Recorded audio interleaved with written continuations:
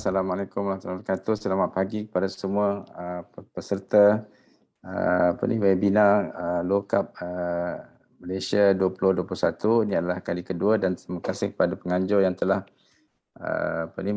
menjemput saya untuk memberikan sedikit perkongsian dalam masa yang singkat ini tentang diabetes dan penyakit kardiovaskular. Mungkin saya bukan yang terbaik untuk berkongsi, tapi saya menghargai kepercayaan yang diberikan kepada saya untuk berkongsi. Secara pribadi tidak ada yang saya nak disclose. Okay, saya adalah pengamal pakar pemudah kardiotorasik di UiTM. Okay, saya antara perkara yang saya lakukan bila saya dari segi praktis, saya menerima pesakit-pesakit yang mengalami komplikasi kencing manis yang sangat teruk ataupun the end of complication of diabetes mellitus. Dan antara perkara yang saya selalu bincang dengan pesakit-pesakit saya, terutamanya selepas mereka menjalani pembedahan ataupun bypass ataupun kadang-kadang ada pesakit yang datang jumpa saya untuk follow up selepas cardiac event ataupun selepas mereka mendapat perawatan PCI ataupun stenting, mereka nak follow up dan ada yang saya follow up mereka. Apa yang saya bincangkan dengan mereka adalah mereka kena identify, kena tahu apa sebenarnya faktor risiko untuk mereka mendapat penyakit jantung ataupun penyakit jantung coronary artery disease. Dan ini adalah faktor-faktor yang memang telah dikenal pasti, dua kategori, faktor yang boleh ubah dan faktor yang tidak boleh ubah. Dan kita tengok kat sini, 3 serangkai ini lebih daripada 90% pesakit-pesakit saya memang mereka ni adalah sakit yang sama ada mereka ada kombinasi kencing manis dan tinggi kolesterol ataupun salah satu daripada penyakit 3 ni ataupun satu ataupun 2. Jarang-jarang pesakit saya tidak ada kencing manis dan tinggi ataupun kolesterol. Jadi ini adalah satu faktor risiko yang kita katakan sebagai faktor yang boleh ubah. Jadi nasihat saya kepada mereka, saya spend a lot of time selalunya selepas mereka menjalani pembedahan tu, sekiranya faktor risiko pesakit itu tidak diubah ataupun tidak dimodify sebelum pembedahan dan selepas pembedahan sama sahaja, insya-Allah mereka akan jumpa saya 1 ataupun 2 tahun lagi lah ataupun mungkin awal lagi. Ini teknik saya macam mana saya bagi tahu kepada pasien. Kalau sebelum operation mereka tidak kontrol kencing manis, selepas operation pun mereka tidak kontrol kencing manis dan tinggi kolesterol terutamanya. Jadi tidak ada makna kita buat pembedahan tu. Operation bypass yang kita buat, saluran darah baru yang kita bagi kepada pasien pun akan sumbat balik. Jadi ini sangat penting dan kadang-kadang saya cerita benda ini 2-3 sesi untuk nak memastikan mereka betul-betul faham, dan setiap follow up memang saya akan bagi tahu tentang kepentingan untuk kita mengubah faktor-faktor risiko, kita punya risk factor yang kita boleh ubah. Sebab ada faktor-faktor risiko yang kita tidak boleh ubah. Kita tak boleh ubah jantina kita punya bangsa, kita punya sejarah keluarga, kita tak boleh pilih mak ayah kita. Kalau mak ayah kita ada sakit jantung sebagainya, kita ada risiko yang tinggi. Benda-benda macam tu kita tidak boleh ubah. Tapi kita more concern about faktor yang kita boleh ubah. Merokok, stres, kurang exercise, makanan seperti yang kita sebut, kita bincang pada hari ini, dan selepas ini akan ada satu sesi khas tentang apa yang kita nak makan, apa yang kita nak masak. Jadi ini adalah satu perkara yang sangat basic dan simple tetapi susah. Sebab untuk nak dapat kencing manis itu lebih mudah daripada untuk nak buat remission untuk kencing manis. Untuk nak dapat kencing manis itu lebih manis daripada untuk nak remission ataupun nak kawal ataupun nak hilangkan kencing manis. Dia tak sedap. Nak hilangkan kencing manis ini tidak sedap. Tapi nak dapat kencing manis itu sedap, dan orang suka untuk dapat ataupun sebab satu lagi kenapa kencing manis ini, sebab dia banyak tanda-tanda yang dia tidak sakit kecuali selepas komplikasi-komplikasi yang teruk. Ini dari segi faktor risiko koronari saya sebut tadi, darah tinggi, ini definisi ada banyak perubahan definisi mengikut apa ni, ini mungkin definisi yang lama saya tak sempat nak ke ni, dan dari segi kegemukan, kolesterol rendah, dan selalunya kencing manis dia akan berkait dengan gemuk, datangkan kencing manis, dan gemuk juga akan menyebabkan dan juga kencing manis juga akan menyebabkan kolesterol tinggi, dari segi HDL, good kolesterol ataupun high density lipoprotein ni rendah, dan menyebabkan apa ni, penyakit pada kardiovaskular, dan juga tinggi kolesterol tidak baik ataupun LDL, low density lipoprotein, LDL.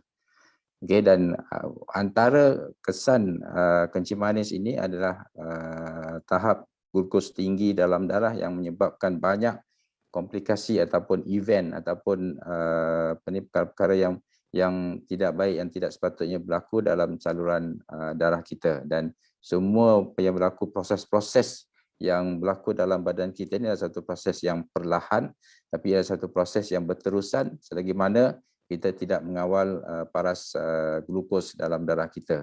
Dan kiranya hyperglycemia ni atau paras glukos yang tinggi dalam darah ini berlaku secara berterusan jangka masa yang panjang.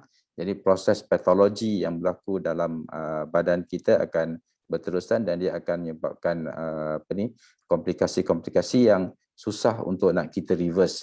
Sebab tu ada yang tanya, ada pesakit-pesakit yang datang kepada saya dengan sumbat 3 saluran darah di jantung mereka telah sumbat. Mereka tak nak buat operation, mereka kata dia ada bomoh yang nak boleh menyembuhkan ataupun menghilangkan saluran darah yang sumbat tadi.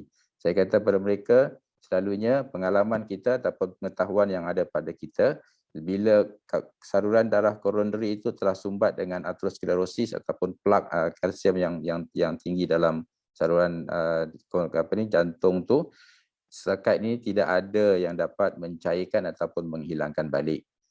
Kalau ada yang menghilangkan atau balik, saya pun nak belajar juga.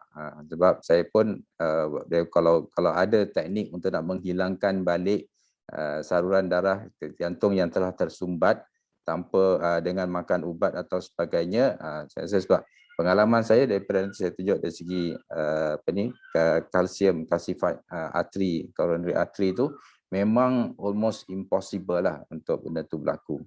Jadi apa yang berlaku dalam darah kita sebenarnya disebabkan oleh hyperglycemia. Dan hyperglycemia ni menyebabkan proses-proses yang apa ni, menyebabkan endothelial dysfunction, menyebabkan vasodilatation dan sebagainya, inflammation. Inflammation ni adalah radang yang kita boleh detect dengan beberapa markers CRP, VEGF dan juga interleukin 6. Dan selain daripada itu boleh berlaku blood coagulation abnormalities.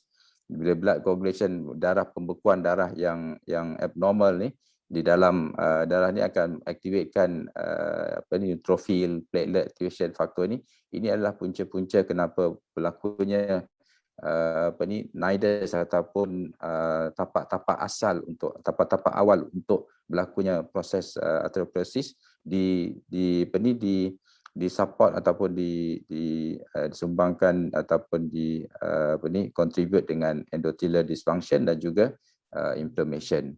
Dan begitu juga dengan apa ni, keganjilan ataupun abnormality dalam heart rate dan juga hemodynamic changes, apa ni, kerja jantung terpaksa bekerja kuat dan sebagainya. Itu adalah antara punca-punca. Sebab bila hyperglycemia berlaku, apa yang berada dalam badan kita akan menyebabkan proses-proses patologi yang lain, terutama sekali dari segi konsep microvascular dan juga microvascular. Microvascular ni adalah proses yang berlaku di cerebrovascular ataupun di brain dan juga di jantung. Dan microvascular adalah proses yang berlaku di tempat-tempat saluran darah yang kecil, yang minute, yang berada di mata kita, di retina, di belakang mata kita, di ginjal dan juga di urat saraf kita. Jadi proses-proses ini adalah proses yang mengambil masa yang panjang, dia berterusan, dan sekiranya hyperglycemia itu berlaku secara berterusan, apa yang disebutkan dalam badan kita sebenarnya berlaku seperti reboot, cytokine reboot atau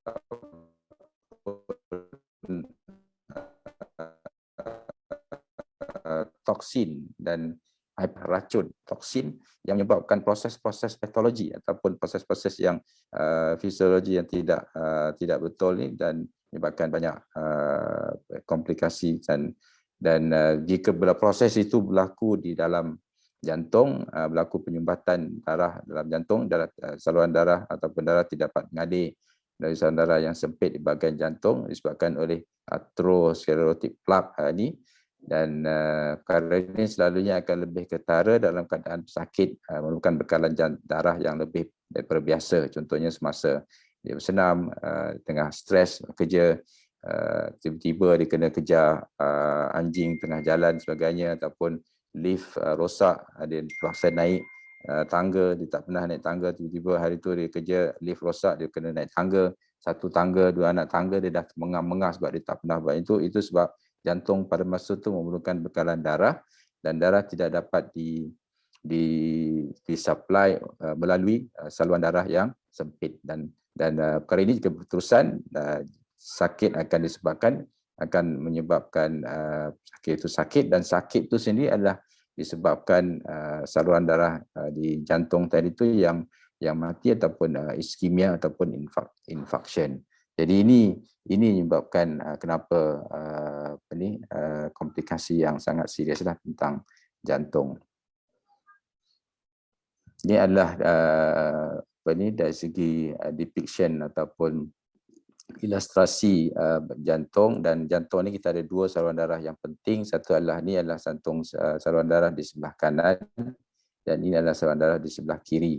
Dan sebelah kiri ini akan cabang dua, satu di depan ni yang saluran darah yang paling penting iaitu left anterior descending, dan satu lagi adalah di belakang.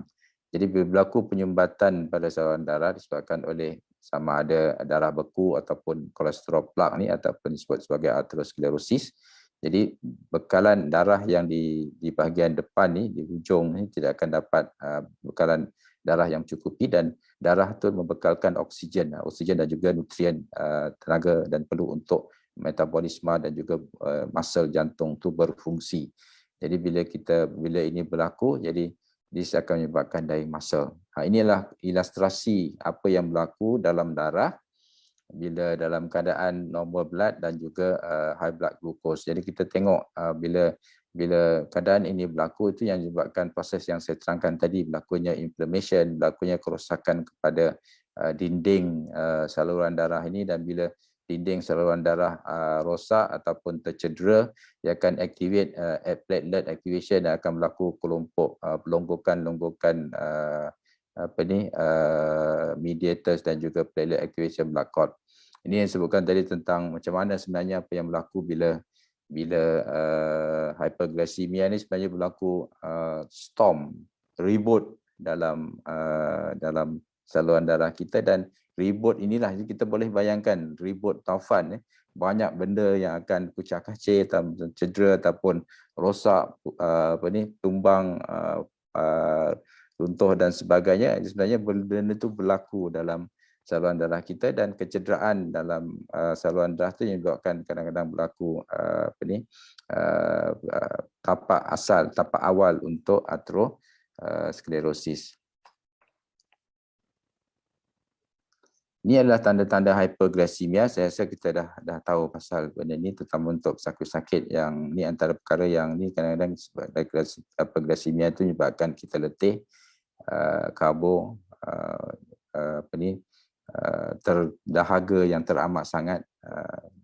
Jadi nafasan bau seperti buah itu adalah satu yang keadaan diabetes ketoasidosis. Hunger dan sebagainya, nausea, vomiting, dia adalah tanda-tanda diabetes.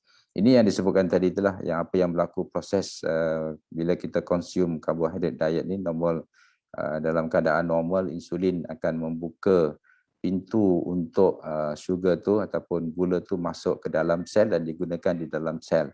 Tapi bila kita menghadapi diabetes, sama ada kita kekurangan insulin, pankreas tidak dapat menghasilkan insulin, ataupun ada insulin resistant, gula akan stay di dalam saluran darah dan menyebabkan banyak komplikasi vaskular yang saya terangkan tadi itu, dan salah satunya adalah sumbatan dalam darah. Dan sebab gula itu tidak dapat masuk ke dalam sel untuk digunakan sebagai sumber tenaga, sumber energi. Ini satu konsep yang sangat penting, dan bila gula lambat ataupun stay di dalam saluran darah, dia akan menyebabkan kelikatan darah itu menjadi makin tinggi. Bila makin tinggi itu dia ada tendensi untuk berlakunya darah sumbat, darah beku dan sebagainya. Itu adalah proses-proses awal untuk patologi yang berlaku di dalam kardiovaskular kita. Inilah satu video ringkas kan tentang macam mana nak explain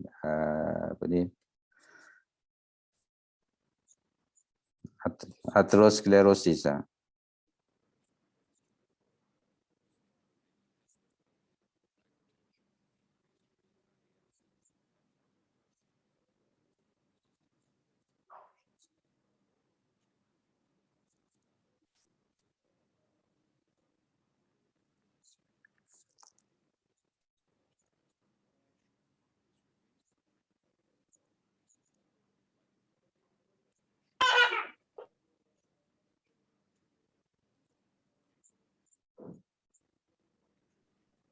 Videonya memang tak ada suara ya, Prof?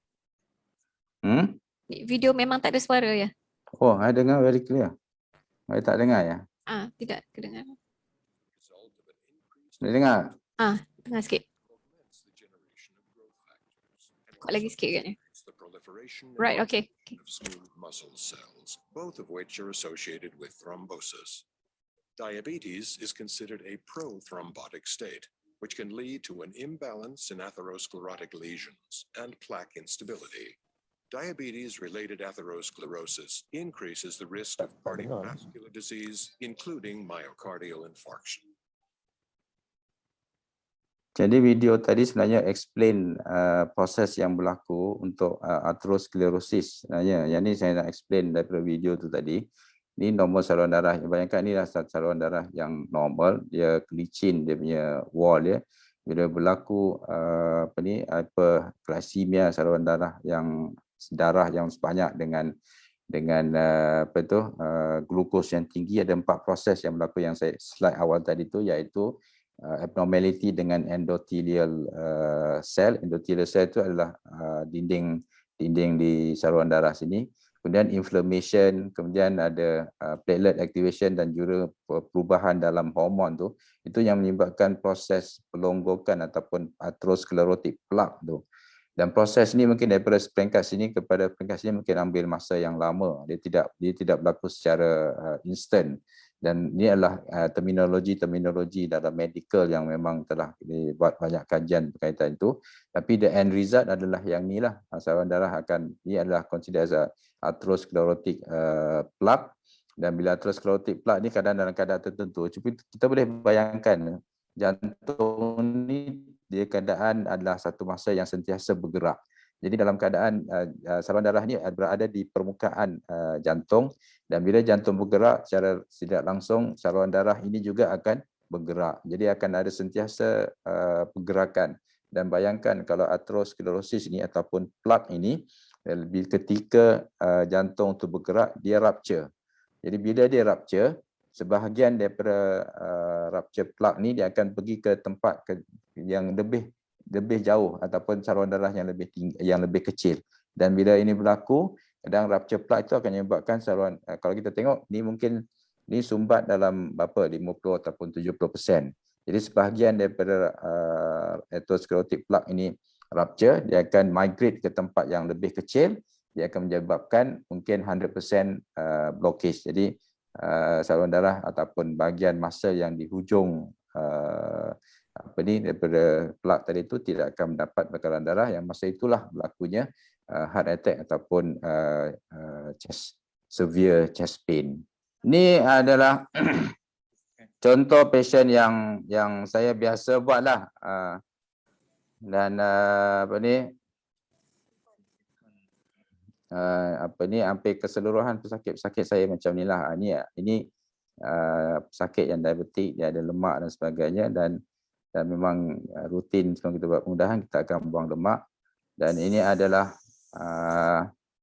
contoh, ni adalah jantung ya, jantung yang hidup, yang berdenyut, dan kita tengok permukaan jantung ni penuh dengan lemak hasil daripada lemak-lemak yang kumpul kesan daripada diabetes, dan juga majoriti macam saya sebut tadi, majoriti adalah sakit. Kita tengok sini nak dapat saluran darah pun sukar sebabkan dikelilingi oleh lemak, dan ini adalah the end result of diabetic over the years kalau sekiranya kita tidak kontrol.